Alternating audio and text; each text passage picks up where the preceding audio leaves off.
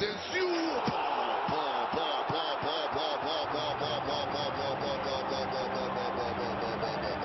ما هذا الصاروخ يا ماركو يا اسينسيو بيسرى وكان مضربها بيده حتى في الزاويه اليمنى لمامارداشفيلي.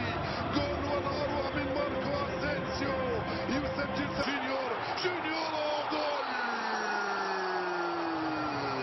جونيور يتحول الى سينيور ويسجل الجول الثاني للريال. هدفان في ظرف دقيقتين، الريال ينفجر وفالنسيا يتبعثر. هدفان لسفر هرب.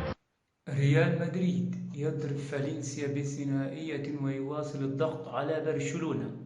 حقق ريال مدريد فوزا مستحقا على حساب نظيره فالنسيا 2-0 في اللقاء المؤجل من الجولة 17 من الليغا على ملعب سانتياغو برنابيو.